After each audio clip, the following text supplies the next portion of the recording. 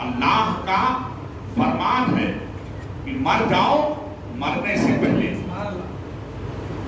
اب وہ آپ سے دامن چھڑائے گا کہ صاحب آپ ایسی بات کر رہے ہیں, آپ کہیے میں قرآن کی بات کر رہا ہوں, حدیث کی بھی تو نہیں کرتا. قرآن میں ہے موتو قبل ان تموتو, مر جاؤ اس سے پہلے کہ تمہاری موت آئے, لہذا تم مر جاؤ. وہ آپ کے آپ کا پیچھا چھوڑ دے گا اور آپ کے گھر کے گلی کے سامنے سے کبھی نہیں گزرے گا, نہ آپ کی مسجد میں آئے گا, نہ آپ کو بہکانے کی کوشش کرے گا.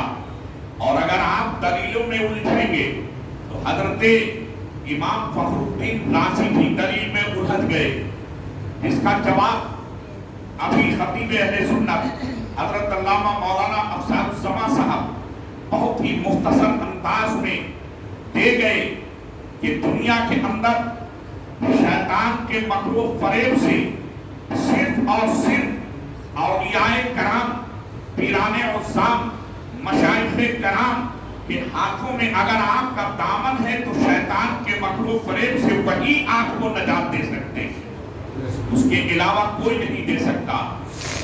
لہذا آپ کے لیے ضروری ہے کہ دنیا کی تمام گمراہ کن اور دنیا کے فسادی جماعتوں سے بچنے کے لیے غوث اعظم یا خواجہ غریب نواز یا حضرت گیسو دراز بندہ نواز یا اعلیٰ حضرت فاضل بریلوی یا مخدوم اشرف سمنانی, ان لوگوں کا دامن اگر آپ کے ہاتھوں میں ہے تو شیطان تک راستہ نہیں پائے گا, اور آپ دنیا میں بھی کامیاب ہوں گے اور آخرت میں بھی اور جنت میں بھی اللہ کے آمنے سامنے اپنے پیروں کے سامنے بیٹھے ساتھ میں بیٹھے.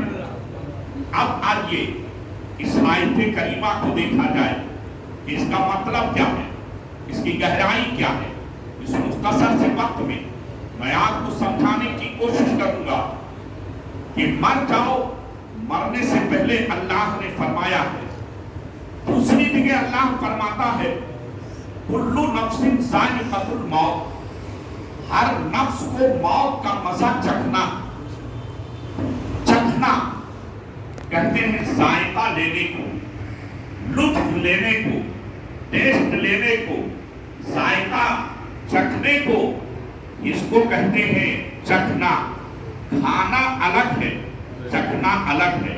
کھانے کی بھی دو قسمیں ہیں, ایک اناڑی ہو کر کے کھا لینا کہ پانی پینے کی سانس بھی نہ رہے, اور ایک یہ ہے کہ جب کھاؤ تو سنت کے مطابق چھوٹے چھوٹے لقمے بناؤ, ایک پیر اٹھاؤ, ایک پیر بچھاؤ اور چھوٹے لقمے بنا کر کے منہ میں رکھ کے منہ بند کر کے اور ان کو چبا کر کے کھاؤ, اور 2 لقمہ کم کھاؤ تاکہ تمہیں رات میں بھی چین ملے اور دن میں بھی چین, سبحان اللہ, نماز میں بھی مزہ ملے اور تلاوت میں بھی, سبحان اللہ.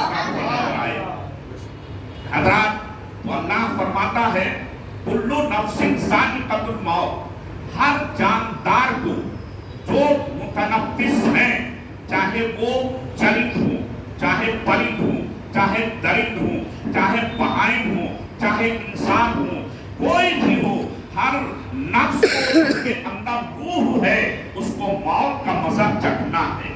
اب چکھنا کا مطلب اور ہے اور کھانے کا مطلب اور ہے, مگر اس سے پہلے آپ حیات کو سمجھ لیجئے. اگر آپ حیات کو سمجھ لیں گے تو پھر ممات کو آسانی سے سمجھ لیں گے.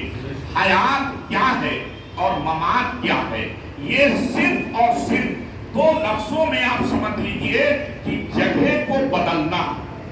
کیا ہے؟ جگہ کو بدلنا, جگہ کو بدلنا ہے.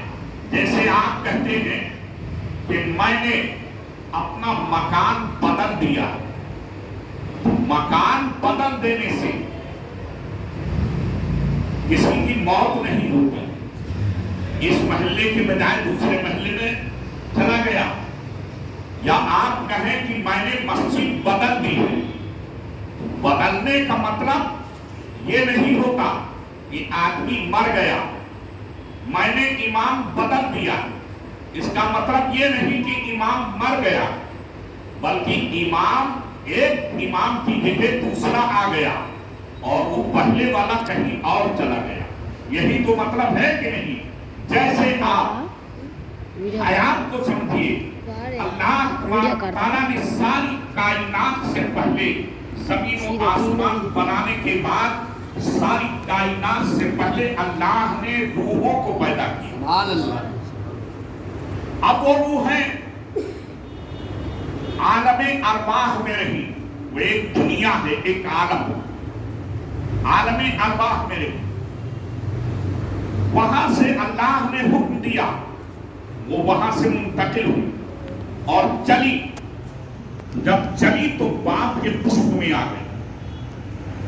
جب باپ کے پشت میں آئی تو فرشتوں نے یہ نہیں کہا عالم ارواح میں فلاں روح مر گئی، یا یہ نہیں کہا کہ فلاں روح مر گئی، بلکہ یہ کہا کہ منتقل ہو گئی.